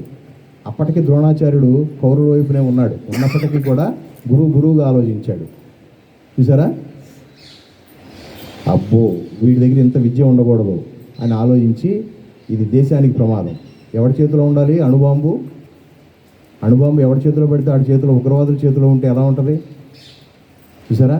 అమ్మో అని చెప్పేసి, సరే ఇస్తాన్నావు గురుదక్షిణ, ఏమిస్తావంటే మీరు ఏది అడిగితే అది ఇస్తాన్నాడు. ఇది ఛాన్స్ దొరికిందని చెప్పి నీకు బొటన వేలు ఇచ్చేయమంటాడు. ఇక్కడ ద్రోణాచార్యుడు తప్పు చేశాడని చాలామంది అనుకుంటుంటాం. ద్రోణాచార్యుడు సంఘానికి మేలు చేశాడు ఈ విధంగా. అటువంటి ఉగ్రవాది చేతిలో అంత విద్య ఉండకూడదు అనే ఉద్దేశంతో బొట్టం వేలు తీసుకున్నాడు. సరే, అట్లాగా ఎందుకు చెప్పానంటే, ఒక 7 తాడి చెట్టుల్ని ఒకే ఒక్కసారి అలా కోల్చడం చూసి ఆశ్చర్యపోతాడు సుగ్రీవుడు. ఫ్లో పోతుంది. ఆ డౌట్స్ తర్వాత మాట్లాడు. జనరల్గా ఆ ఫ్లో పోయిందంటే మళ్ళీ అది రాదు. కాబట్టి ఆ రకంగా 7 తాడి చెట్లు కూల్చిన తర్వాత ఒక నిర్ణయానికి వచ్చి అప్పుడు అగ్రిమెంట్కి వస్తాడనమాట. ఎస్, ఈజేబుల్తో. సరే, ఓకే. ఒక రోజున రానే సమయం వచ్చింది, వాల్మీకిని పిలవమంటాడు. వాలిని ఈయన శంఖం పూరిస్తాడు. వాలి ఇంతకాలం బ్రేక్ ఇచ్చి నా తమ్ముడు శంఖం పూరించాడు, ఇక నేను సమస్య లేదు, వెళ్ళి వాడిని చంపేస్తాను. ఆయన ఈ రోజుతో కథం, ఋషిముఖ పర్వతం దిగి ఉంటాడు, దిగి సవాల్ చేస్తున్నాడు అని చంపడానికి ఆగమేఘాల మీద బయలుదేరితే ఆ వాలికి సంబంధించినటువంటి వారి భార్య, అలాగే ఈ తమ్ముడు భార్యని చెరబట్టాడు. అంటే మరదలు, వీళ్ళిద్దరూ మొత్తుకుంటారు, నీకంటే బలహీనుడు, నువ్వు కొడితే పారిపోయి ఒక పర్వతం మీద కూర్చుని ఉన్నాడు, అటువంటి వ్యక్తి గ్యాప్ తీసుకుని యుద్ధానికి రెడీ అంటున్నాడు అంటే దీనిలో ఏదో కుట్ర ఉంది, లేదా ఎవరి సపోర్ట్ ఏదో ఉంది. ఆడవాళ్ళు ఈ విధంగా ఆలోచించగలరు కూడా. మా మాట వినండి. మీరు ఇవాళ వెళ్ళకండి. ఆ ఆనుపాదులు ఏంటో, వ్యవహారం ఏంటో, ఆ సీక్రెసీ ఏంటో, వ్యవహారం ఏంటో అవన్నీ మనం తెలుసుకుని అప్పుడు మీరు వెళుదురు కానీ అని చెప్పి ఆడవాళ్ళు చెప్తారు. కొన్ని విషయాల్లో కూడా మగవాళ్ళకి చెప్తుంటారు. అది మనం వినాలి, ఒకసారి బ్రేక్ వేయాలి నిజంగా ఎంతవరకు అనేది. కానీ అది తెలుసుకోకోకుండా వాళ్ళెవరో నన్ను సంహరిస్తారా, నేను బలవంతుడు అనేటువంటి గర్వంతో గబగబా బయటకు వచ్చేస్తాడు. వచ్చేసి యుద్ధానికి తలబడతారు. రాములు వారు బ్యాక్ డ్రాప్లో ఉంటారు, సుగ్రీవుడు వెనకాల. ఆయన ఒంటరిగా రానే వస్తాడు, తమ్ముడి మీద ఎరగదీసి పడిపోతాడు, తుక్కు దంతాడు ఎవరిని, సుగ్రీవుడిని. ఎవరు, వాలి. చూసారా, మళ్ళీ గబగబా ఋషిముఖ పర్వతం ఎక్కేస్తాడు ఈయన. ఎక్కేసేసి చూసారా, ఏమండి మీరు నన్ను తన్నించడానికే ఏంటి, రాములు వారు మా అన్నగారి యొక్క బలం నాకు తెలుసని నేను చెప్పాను కదా, మీరేమో యుద్ధం అంటారు, మీరు చేయాల్సిన పని నాతో చేస్తారేంటి అంటే ముక్కు మొహం తెలియకోకుండా ఏంటి మీ తమ్ముడు ఇలా కొట్టామంటాను గబగబా మధ్యవర్తి ఎవడని కొడతాడండి. ముందు వీళ్ళిద్దరు తేల్చుకోవాలి, అవునా కదా. వీళ్ళిద్దరికి తేలకపోతే వెనకాల ఉన్నటువంటి వ్యక్తులకి సమాజానికి చెప్పాలి వీడిది అన్యాయం అని చెప్పేసి. అన్యాయాన్ని నిరూపించిన తర్వాత ఎవడైనా వేయచ్చు శిక్ష. దానికోసం వెయిట్ చేశాడు రాములు వారు. ఊరికేం గబగబా వీడు నా భార్యని ఎదుగుతానికి సహకరిస్తాడు కదా, పెద్ద వానర సైన్యం ఉంది, మనం గబగబా వెళ్ళిపోయి లటకని మన చేతిలో పని కదా, కోదండం వేసేస్తే వాలిని చంపేయచ్చు అని అంటే ఏంటి రీజన్ ఏంటి, ఎందుకు చంపామని ఎవరైనా ఋషి ప్రశ్నిస్తే రాములు వారు సమాధానం చెప్పుకోవాలి. అది అన్నదమ్ముల గొడవ మధ్య ఆ గొడవ ఎందుకు జరిగింది ప్రపంచానికి తెలియజేయించి, మరి ఆ తమ్ముడు యొక్క భార్యని చెరపట్టాడు కాబట్టి, తమ్ముడు అటువంటి కండిషన్లో నిస్సహాయ స్థితిలో ఉన్నాడు కాబట్టి, అది ధర్మం కాదు కాబట్టి ధర్మాన్ని నిలబెట్టడానికి ప్రపంచానికి తెలిసి ఇది అధర్మము ఇది ధర్మము అని తెలియజెప్పడానికే ఆ గ్యాప్ ఇచ్చాడు. చూసారా, అమ్మో మళ్ళీ రెండోసారి మళ్ళీ మీరు నీకెందుకు, మీ ఇద్దరు కూడా సమాన బలవంతుల్లా కనపడ్డారు, ఒకే రూపంతో ఉన్నారు, మీలో ఎవరి మీద బాణం వేస్తే ఎవరికి తగులుద్దో అని ఎవరైనా గుర్తుపట్టలేనటువంటి కండిషన్లో నేనున్నా కాబట్టి నీ మెడలో నేను దండేస్తాను, నువ్వు సుగ్రీవుడు అని నేను గుర్తుపెట్టుకుంటా, అవతల వాడు వాలి అని నాకు అప్పుడు అర్థం అవుతుంది, అప్పుడు పీక్ స్టేజ్లో నేను చేస్తాను, ఆ బాణం వేసి నేను చంపుతాను అన్నాడు. అట్లా యుద్ధంలో హోరాహోరీగా ధైర్యాన్ని ఇచ్చి పంపిస్తాడు, హోరాహోరీగా పోరాడుతూ ఉంటారు. ఆ క్రమంలో చెట్టు చాటు నుంచి ఆ వాలి మీద బాణం వేశాడు, ఆ వాలిని సంహరించాడు రాముడు. ఇది యుద్ధ నీతి కాదు అని చెప్పి చాలామంది వాదిస్తారు. ఆయన చెప్పినటువంటి సమాధానం ఏంటంటే, నువ్వు మృగానివి, ఎవడైనా పులికి కానీ సింహానికి కానీ ఎదురుగుండా వెళ్ళి పోరాడటం మానవుడు అన్నవాడు గెరిల్లా ఫైట్ చేస్తాడు, దాని యొక్క ఆనుపాదులను చూసి దాన్ని వెనక నుంచి ఎలా మట్టుబట్టాలో చూస్తాడు. మృగంతో ఎదురుగుండా వెళ్ళకూడదు కూడా. కాబట్టి మనిషికి ఓ ధర్మం ఉంటుంది, మృగానికి ఓ ధర్మం ఉంటుంది. మృగాన్ని చంపటం అంటే అడవిలో ఇలాగే చంపుతారు, దాన్ని ఎదురుగుండా పెట్టరు, దానికి ఒక బోను ఒక ఉచ్చు వ్యవహారం వేసి ఏర్పాటు చేసి ఒక మాటు ఏర్పాటు చేసి, ఒక ఏనుగుని పట్టుకోవాలంటే పెద్ద గొయ్యి దొబ్బి దానిపైన ఎండుటాకులన్నీ పరిచి ఆ ఏనుగుని అటు వెళ్ళేటట్టుగా అటు ఇటు డప్పులు కొడితే అది చెదిరి అటు వస్తే ఆ గుంటలో పడద్ది. అంతేగాని ఎదురుగుండా ఏనుగు పట్టుకుంటామా అంటే జంతువుని చంపడానికి ఒక ధర్మం ఉంది. నేను మృగధర్మాన్ని, నేను అరణ్యంలో ఉన్నాను, చంపేది ఒక మృగం, నువ్వు ఒక వానర జాతికి చెందినవాడు, నిన్ను చంపాలని అంటే ఈ ధర్మాన్ని పాటించాలి. మనిషిని చంపాలంటే మనిషికి ఎదరా బదరా ఆ ధర్మం వేరుగా ఉంటుంది. నేను పాటించింది అరణ్యంలో ఉండి మృగధర్మాన్ని పాటించాను అని దాన్ని రాముడు వారు చెప్తారు. చూసారా, ఇంత గొప్ప ఈ వ్యవహారం జరిగిన తర్వాత మరి రాములు వారు చక్కగా ఆ సుగ్రీవుడికి ఆ వాలి దగ్గర ఉన్నటువంటి సంపద అవన్నీ కూడా తీసుకొచ్చి, వాలి కుమారుడు అనేటువంటి అంగదుడిని తీసుకొచ్చి, వారి భార్య మరి అలాగే ఈ సుగ్రీవుని భార్య వీళ్ళందరినీ తీసుకొచ్చి సుగ్రీవుడికి అప్పచెప్పి సుగ్రీవుడికి పట్టాభిషేకం కట్టిస్తాడు. మొట్టమొదట విక్టరీ గొప్ప ఉత్సవం ఏదన్నా ఉంది అడవిలో దండకారణ్యంలో అంటే ఆ అరణ్యాలు పాలైన తర్వాత ఒక చక్కటి మంచి కార్యక్రమం. అంతకుముందు దండకారణ్యంలో ఎంతోమంది ఋషీశ్వరుల్ని వారి యజ్ఞయాగాదులు చేస్తూ ఉండగా ఆ యజ్ఞగుండంలో ఈ రాక్షసులు ఈ రక్తాన్ని పోసి ఆ యజ్ఞాలను ఆపాలన్న ప్రయత్నంలో చాలామంది ఆ రాక్షసులను వధించాడు. ఆ తర్వాత ఈ వారిని వధించాడు. ఈ రెండు వదలు కూడా ధర్మ ప్రకారం చేశాడు అనమాట. ధర్మాన్ని నిలబెట్టడానికి, ఋషి ధర్మాన్ని నిలబెట్టడానికి త్రేతాయుగంలో రాముడు రాక్షసుల్ని సంహరించాడు. ఋషి ధర్మమే లేకపోతే ఇవాళ ధర్మం గురించి మాట్లాడుకునేవాళ్ళం కాదు. మనం మనిషిగా ఒక వ్యక్తిగతంగా కుటుంబ జీవన స్థితిని అనుభవిస్తున్నాము అని అంటే ఋషి ధర్మం ఆ రోజున ఋషులు ఏర్పరిచినటువంటి ఒక గొప్ప ట్రాక్. ఆ ట్రాక్ని డిస్టర్బెన్స్ చేయడానికే ఈ రాక్షసులంతా ప్రయత్నం చేస్తూ ఉంటే వాళ్ళందరినీ వధించాడు. లేకపోతే మనకి ఋషి ధర్మం మనకు తెలిసేది కాదు, ఋషులు చేసినటువంటి సత్కార్యాలు మనకు తెలిసేవి కాదు, ప్రపంచ శాంతి కోసం వాళ్ళు చేసే యజ్ఞయాగాద తపస్సులు మనకు అందేవి కాదు. వాళ్ళందరినీ రక్షించడానికి, ఆ మహానుభావులందరినీ రక్షించడానికి ఆనాడు రాముల వారు అరణ్యాలకు వచ్చి ఆ అరణ్యంలో అరణ్యవాసం గడుపుతున్నట్టుగా కనపడినా కానీ ఆయన ఒక రెవల్యూషనరీ చేంజెస్ కోసం మాత్రమే అరణ్యానికి వచ్చాడు. దండకారణ్యానికి రావడానికి ఊరికే కారణం ఏం లేకుండా ఏం లేదు. ఊరికే వెళ్ళిపోమనంగానే ఆయన అసలు వెళ్ళిపోమనలా. దశరథుడు ఇంకా ఆలోచిస్తున్న టైంలోనే ఈయన బయలుదేరి వచ్చాడు.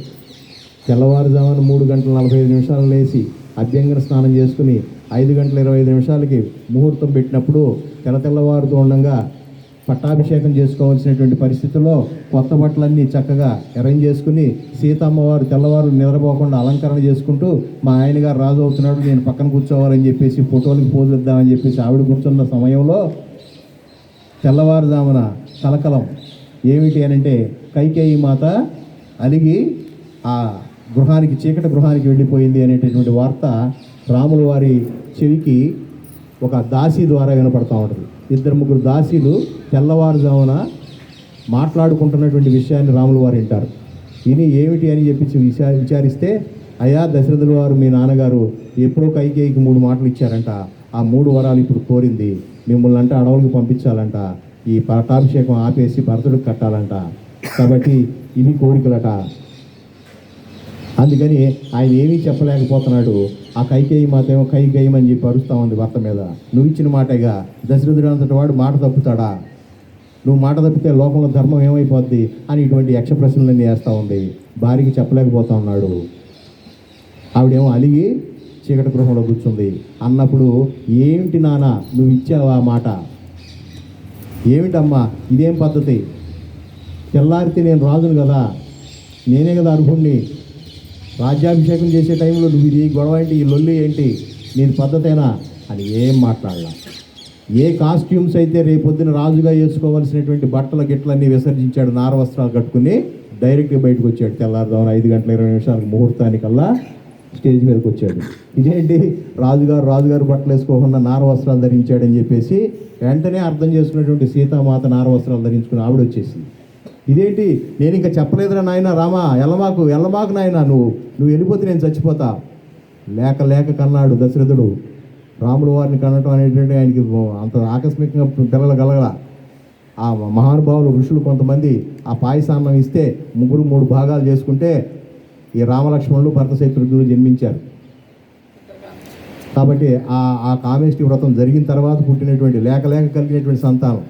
నేను ఇంకా చెప్పలేదయ్యా, మేము ఇంకా మాట్లాడుకుంటున్నాగా, ప్లీజ్ దయచేసి ఉండు రామా అన్నా కూడా లేదు నాన్నగారు మీరు మాట ఇచ్చినటువంటి మాట వాస్తవమే కదా, వాస్తవమే కానీ ఇంక ఇప్పుడు కాదు, ఇంకా ఇప్పుడు నేను ఓకే అన్నది ఎప్పుడు జరిగిపోయిన సంగతి. ఆ రోజున దశరథ మహారాజు ఎందుకు ఇవ్వాల్సి వచ్చింది అంటే, దశరథ మహారాజు ఆ రోజున ఒక అడవిలో చిక్కుకుపోతాడు.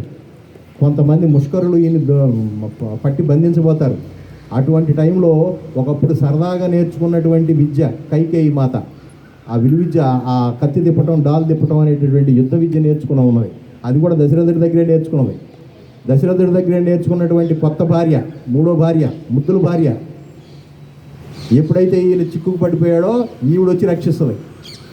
దశరథ మహారాజుడు చాలా గొప్పవాడు, చాలా శక్తివంతుడు. అటువంటి వాడిని కొంతమంది సమూహంలోంచి రక్షించబడింది.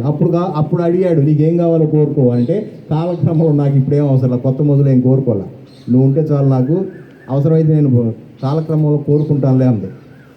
ఎప్పుడైనా నాకు అవసరమైనప్పుడు కోరుకుంటానులే, యూ డోంట్ వరీ, దాని గురించి ఏం కంగారు పడమాక అన్నాడు. అసలు ఈయన మర్చిపోయాడు, ఈవిడ కూడా మర్చిపోతే పిచ్చి మొహమా. ఇక రేపొద్దున రాముడు పట్టాభిషిక్తుడు అయితే భరతుడికి ఎటువంటి అవకాశం వస్తుంది, ఇక నువ్వు దాసిగా బతుకుతావు. ఆ రాముడి కింద సీత కింద నువ్వు, నీ పిల్లలు అందరూ కూడా దాసీలుగా బతకాల్సి వస్తుంది.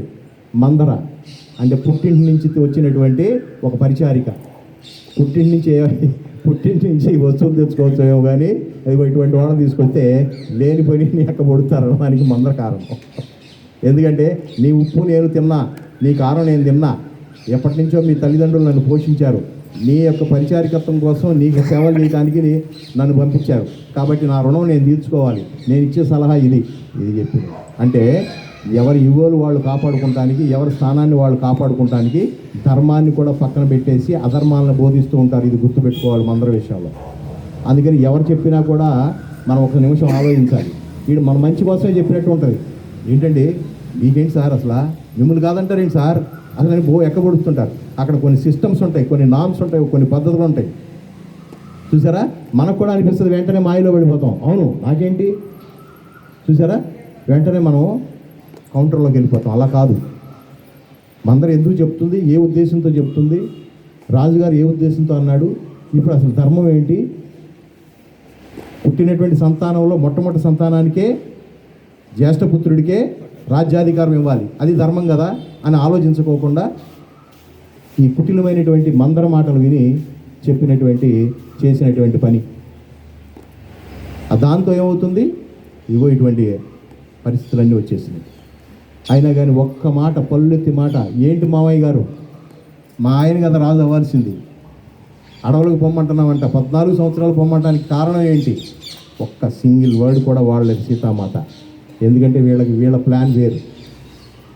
ఆ వైకుంఠనాథుడు భూలోకంలోకి వచ్చింది చాలా సంస్కరణ చేయడానికి వచ్చాడు.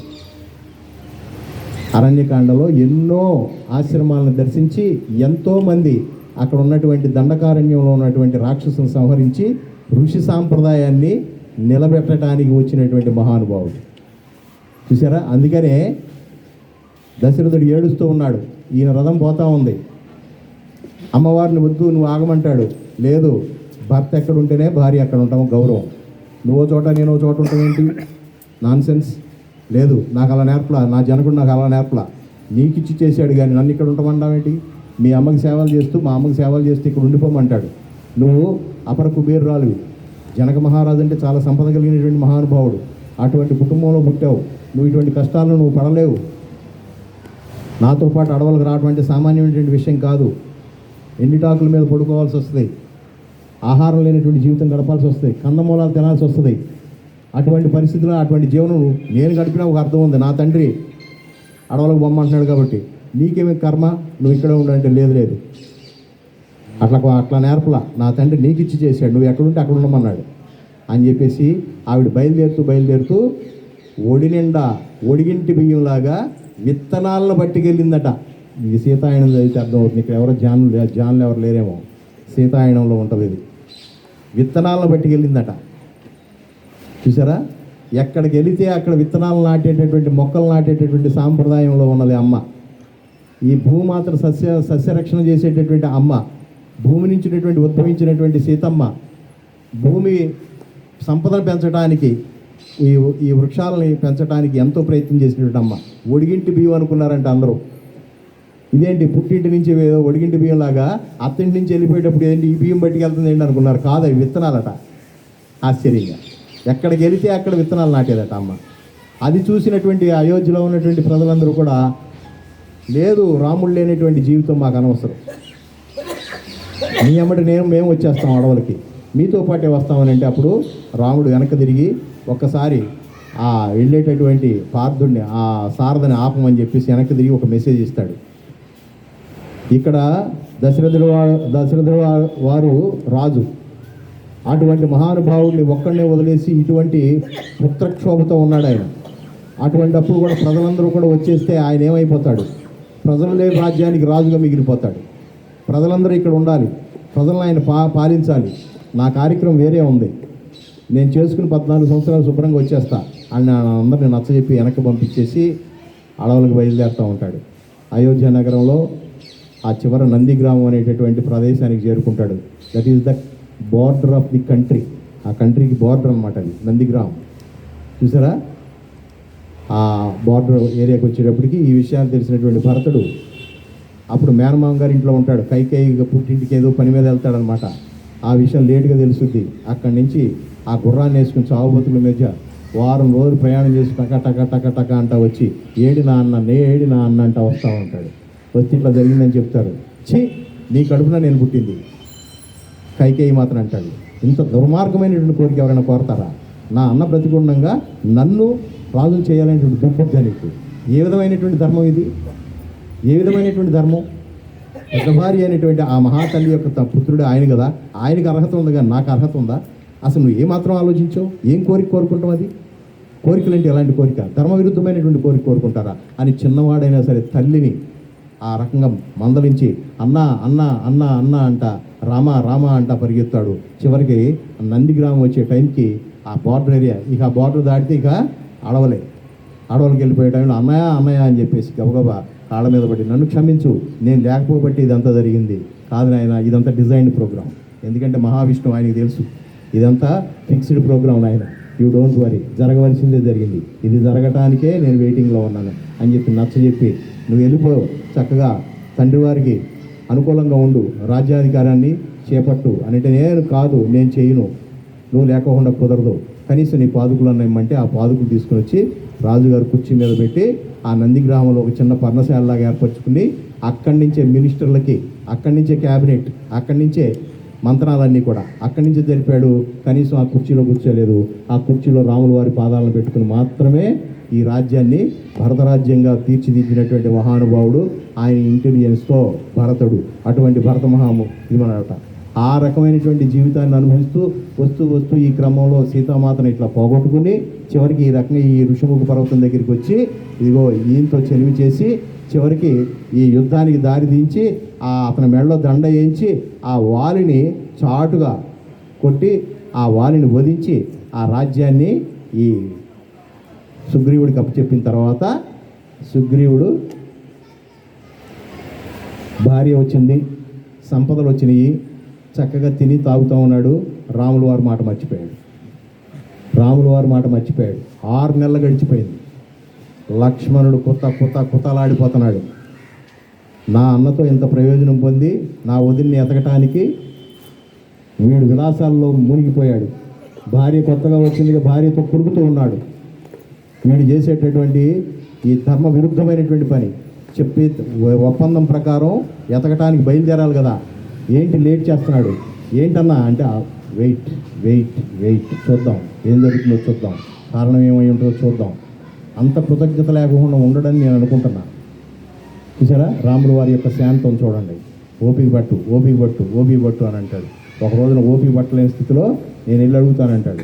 ఇప్పుడు అడుగు, సమయం వచ్చింది అని అన్నప్పుడు సుగ్రీవుని పిలిచి లక్ష్మణుడు లెఫ్ట్ అండ్ రైట్ ఇచ్చేస్తాడు. ఏమనుకుంటున్నావు నువ్వు? నీ ఒప్పందం ప్రకారం నువ్వు ఎతకటానికి పంపించాలి కదా, ఎందుకు పంపించటం లేదు? ఇప్పుడు ఎంతకాలం అయింది? నీ భార్య సంపదలు ఇవన్నీ కూడా రాములు వారు చక్కగా చేపట్టి తీసుకొచ్చి మీకు అప్పచెప్పారు కదా, నీకు పట్టాభిషేకం చేశాడు కదా, నీ రాజ్యం నీకు వచ్చింది కదా, నీ భార్యతో నువ్వు కురుగుతూ కూర్చుంటావా? అమ్మవారిని ఎతకటానికి నువ్వు నీ వానర సైన్యాన్ని ఉపయోగించవా? ఏమనుకుంటున్నావు నువ్వు? లక్ష్మణుడి యొక్క తీవ్రమైనటువంటి కోపం సామాన్యమైనటువంటి కోపం కాదు. ఈ పురాణాల్లో విశ్వామిత్రుడు అంత కోపం ఆయనకి, భస్మం చేయగలిగినటువంటి కోపం. లక్ష్మణుడు సామాన్యుడు. ఎందుకంటే ఈ ఆశ్లేష నక్షత్రంలో ఉన్నటువంటి వాళ్ళు కూడా అంతే, అవుట్ రైట్గా ధర్మం కోసం ఉంటారు, కరెక్ట్గా ఉంటారు, స్ట్రైట్గా ఉంటారు. ఇలా ముక్కు సూటుగా వెళ్ళిపోయేటటువంటి మనుషులు అనమాట. వాళ్ళు కొంచెం వెనకాల పట్టుకుని కొంచెం జాగ్రత్తగా నడిపేవాళ్ళు లేకపోతే వాళ్ళు అనుకున్నది కరెక్టే, కానీ కొన్నింటిలో ఫ్లెక్సిబిలిటీ ఉండాలి. ఆ ఫ్లెక్సిబిలిటీ లోపిస్తుంది వాళ్ళలో ఉన్నటువంటి ఆ తీవ్రతరం అనమాట. అనేటప్పటికీ అదిరిపోయి నేను అన్నయ్య గారితో మాట్లాడతానండి, మీతో మాట్లాడలేదు, ఇప్పుడు ఏ మాట చెప్పినా కూడా ఏం చేస్తాడో కూడా తెలియదు లక్ష్మణుడికి, అంత కోపంలో ఉన్నాడు. అప్పుడు సుగ్రీవుడు తెలివిగా అన్నగారితో మాట్లాడతాను, నేను సాయంత్రం వచ్చి మీకు ఎక్స్ప్లెనేషన్ ఇచ్చుకుంటాను, ప్లీజ్ నాకు ఒక గంట నన్ను వదిలేయండి అని చెప్పేసి దండం పెట్టి అప్పుడు ఆయన సాగనంపి సాయంత్రానికి మీటింగ్ అరేంజ్ చేస్తారు. హనుమంతుడు వారిని పంపిస్తారు. ఏమని? రాముల వారితో మీటింగ్ చేసుకోవాలి నేను, హనుమంతు వెళ్ళి నువ్వు ఈ కార్యక్రమాన్ని జాగ్రత్తగా మెయింటైన్ చేసి అక్కడ సభ ఏర్పాటు చేయాలంటాడు. చూసారా, ఏదైనా ఒక కార్యక్రమాన్ని నిర్వహించడానికి నిర్వాహకుడు ఎవరు అని అంటే హనుమంతుడు వారే. హనుమంతుడు వారు గొప్ప పండితుడు, ఆయనకి తెలియనటువంటి జ్ఞానం లేదు, అన్ని లాంగ్వేజెస్ వచ్చు, సూర్యుడి దగ్గర నుంచే జ్ఞానాన్ని పట్టుకున్నటువంటి మహానుభావుడు ఆయన. చూసారా, ఆయనకి తెలియని లాంగ్వేజ్ లేదు, ఆయన తెలియనటువంటి భాషలు లేవు, ఆయన తెలివితేటల ముందు ఎవరికి ఉండదు. కానీ ఇన్ని తెలివితేటలు ఉన్నాయి, ఇంత శక్తివంతుడు అని చెప్పేసే విషయం ఆయన మర్చిపోతుంటాడు.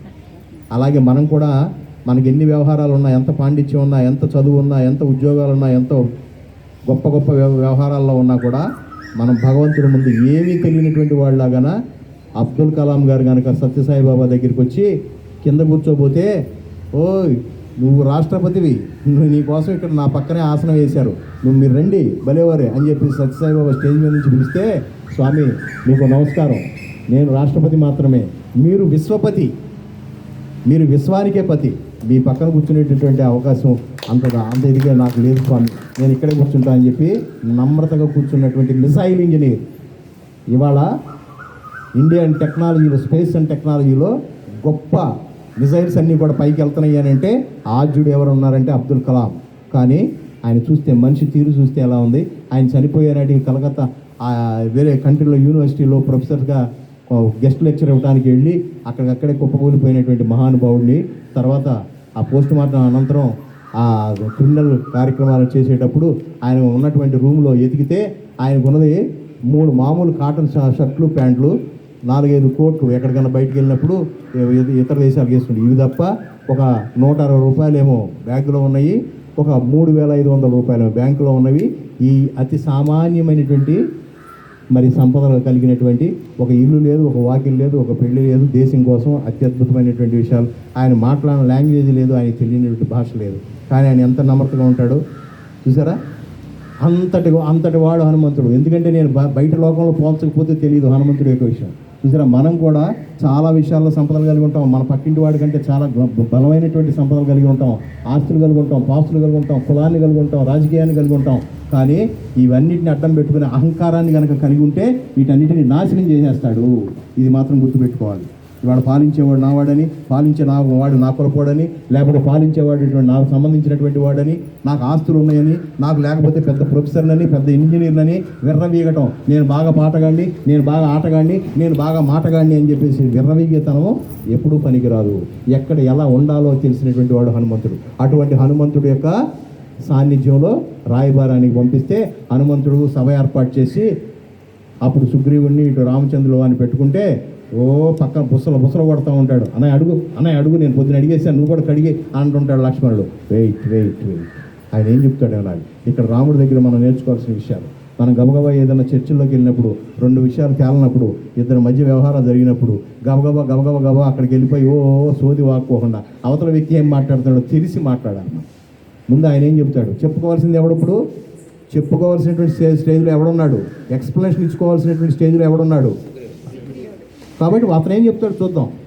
ముందు అతను ఏం చెప్తాడో చూసి మనం వేయవలసిన క్వశ్చన్లు వేద్దాం. నువ్వెందుకు కంగారు పడతావు, you don't worry, I'm here అని చెప్పేసి రాముడు లక్ష్మణుని ఎప్పటికప్పుడు జాగ్రత్తగా కూల్ చేసుకుంటూ వస్తాడు. లేకపోతే లక్ష్మణుడికి ఉన్నటువంటి ఉగ్రవాదానికి, ఆ కోపానికి పోట్లాట్లు ఎక్కువ అవుతాయి. లక్ష్మణుడు ఎక్కడ అట్లా ఉపయోగించాలో రాముడికి మాత్రమే తెలుసు. చూసారా, ఎంత ఇంటెలిజెంట్ అయినా ఆ కోపం ఉన్నటువంటి నేచర్తో కొన్ని వ్యవహారాలు చెడిపోతాయి. బాబు ఈసారి లక్ష్మణుని పంపించి మాకండి, ఆయన వచ్చి పద్దాగా పోట్లాడుతున్నాడు అంటే ఏమైపోద్ది మన గాలి.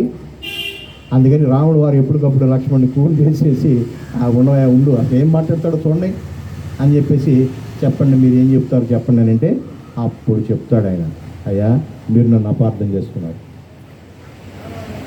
మీరు నా భార్యను వెతికి పట్టుకొచ్చినటువంటి మాట వాస్తవమే. నాకున్నటువంటి ఆస్తిపాస్తులన్నీ నా అన్నయ్యనటువంటి వాలి దగ్గర నుంచి తీసుకొచ్చి నాకు అప్పు చెప్పారు, బాగానే ఉంది, రాజ్యాన్ని చేసుకుంటున్నాను, సుఖపడుతున్నాను, బాగానే ఉంది. ఎందుకని ఇంకా మీ కార్యంలో రామకార్యంలోకి నేను దూకలేదు అని అంటే, ఇది వర్షాకాలం మా వానరుడికి పెద్ద గండం.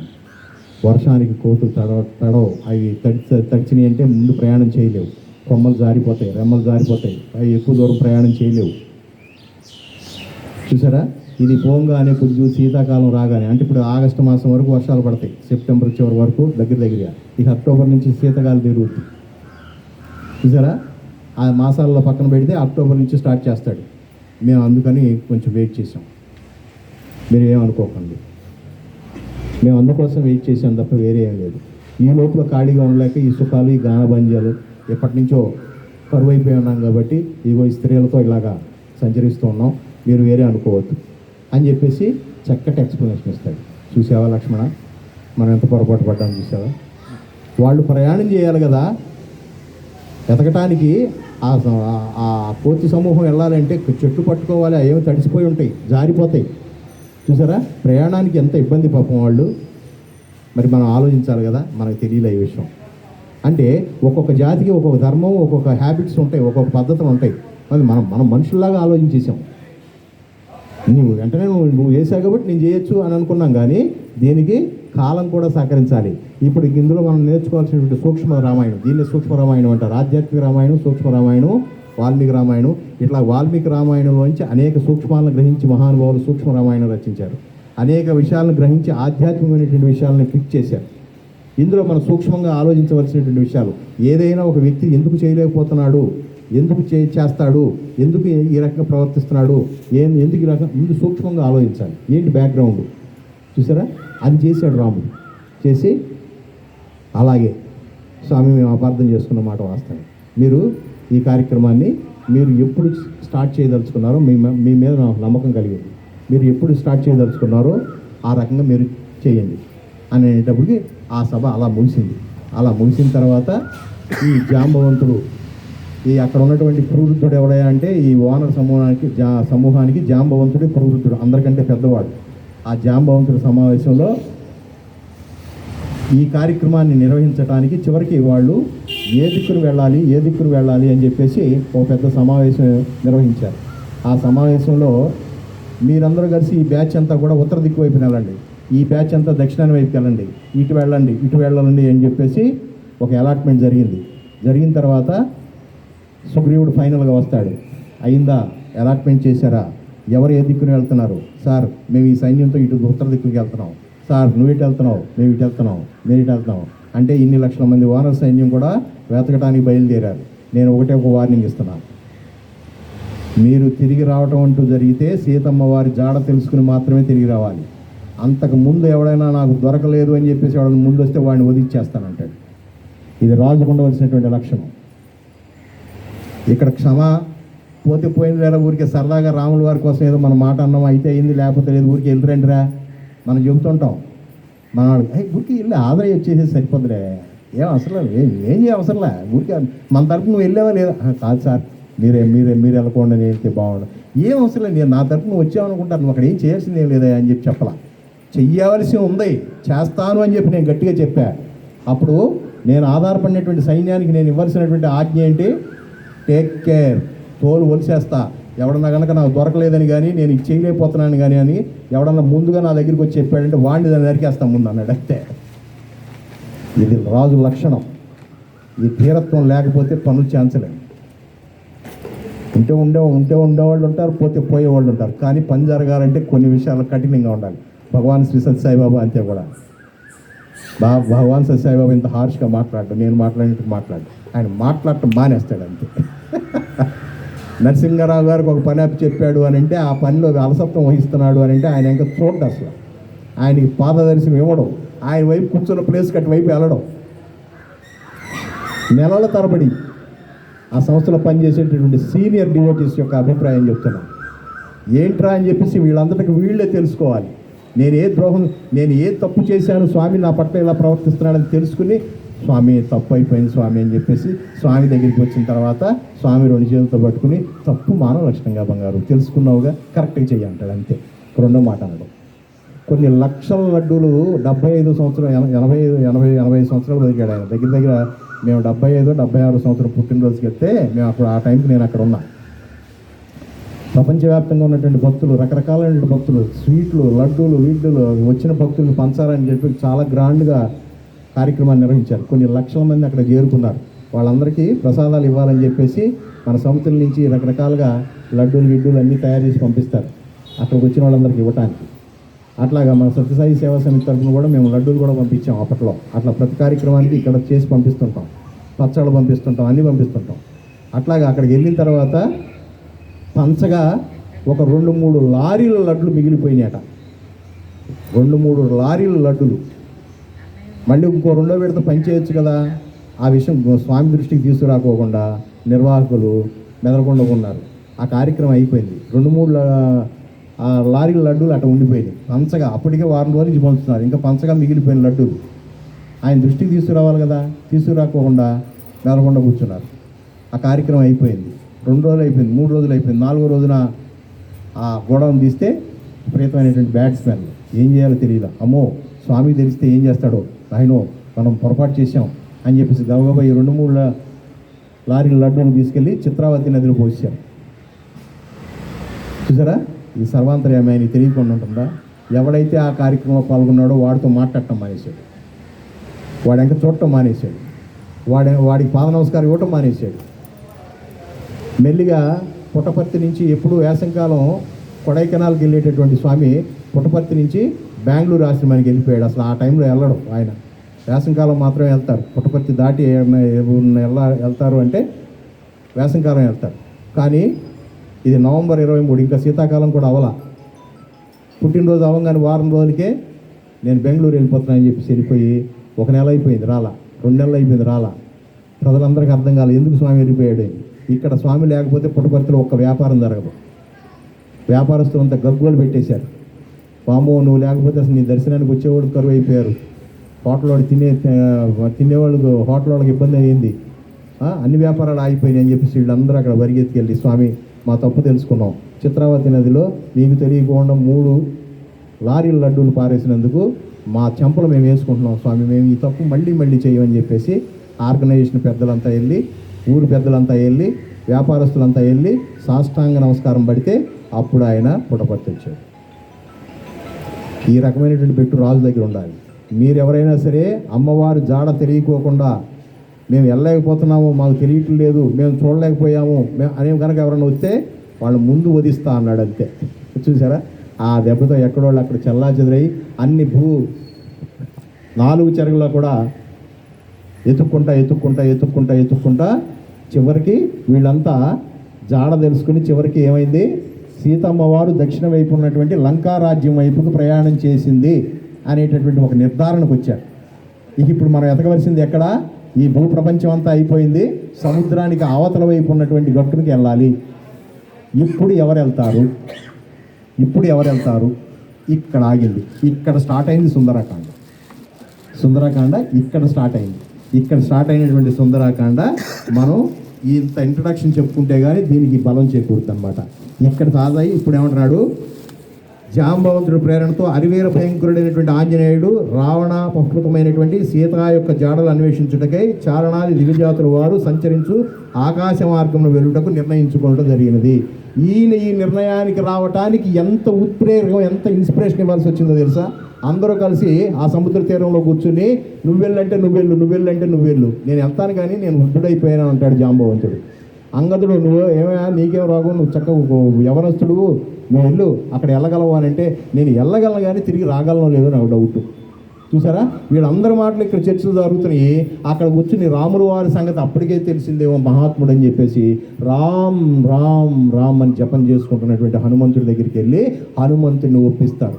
హనుమంతుడు నేను వెళ్ళగలుగుతానంటావా అంటే నువ్వు నీ శక్తి నీకు తెలియదు ఆయన అని చెప్పేసి ఆయనకు ఉన్నటువంటి శక్తి యుక్తులన్నీ పొగిడి చెప్తూ ఉంటారు అనమాట. అందుకనే ఆంజనేయ స్తోత్రంలో ఆయన్ని స్తోత్రించాలంటారు. ఆయనకి స్తోత్రం అంటే ఇష్టం, ఎవరికైనా స్తోత్రాలు అంటే ఇష్టం, మనకైనా అంతే. పొగడ్తలు మనలో ఉన్నటువంటి టాలెంట్స్ పొగిడితే మనం ఇంకా చేయడానికి ముందుకెళ్తాం. అందుకని ఈర్ష్య అసూయ ద్వేషాలు మాని ఎవరైతే టాలెంటెడ్ పీపుల్ ఉన్నారో వాళ్ళని ఎంకరేజ్ చేయడం అనేటటువంటిది నేర్చుకోవాలి రామాయణం ద్వారా. చూసారా, ఇతను బాగా మాట్లాడుతున్నాడు ఇతను డీగ్రేడ్ చేద్దామని కానీ, ఇతను బాగా పాడుతున్నాడు ఇతను డీగ్రేడ్ చేద్దామని కానీ, సంస్థలో బాగా స్పీడ్గా ఉన్నాడు ఇతను డీగ్రేడ్ చేద్దామని కానీ వాళ్ళు ఎక్కువ తయారయ్యారు. అట్లా ఎక్కువ తయారైతే ఏమిటంటే సంస్థ నిర్వీర్యం అయిపోతుంది. ఎవడు ముందు పైకి వెళ్తా ఉంటే వాడిని వెనక్కి పుచ్చుకుని లాక్కూడదు. ఒక సంస్థ అయినా, ఒక గృహం అయినా, ఒక వ్యవహారం అయినా సరే ఒక యాక్టివ్గా ఒక మంచి మనం చేయలేనటువంటి పని మీరు ఎప్పుడో ఒకటే గుర్తుపెట్టుకోండి, నేనైతే ఆ పని చేయలేను, ఇతను చేశాడు కాబట్టి ఇతనికి మనం సపోర్ట్గా ఉండాలి అనేటటువంటి యాటిట్యూడ్ ఉండాలి. అటువంటి యాటిట్యూడ్ ఉంది కాబట్టి ఆ ఆంజనేయుడి యొక్క శక్తిత్వం తెలిసినటువంటి వారంతా కూడా ఆయన స్తోత్రం చేస్తూ ఉన్నారు. ఆయన చివరికి ఎట్టగేలకి ఒప్పుకుని ఇక రేపటి నుంచి వచ్చే వారం నుంచి ప్రయాణం ఎలా చేస్తాడో వచ్చే వారం తెలుసుకుందాం. జై సాయిరామ్, జై సాయిరామ్.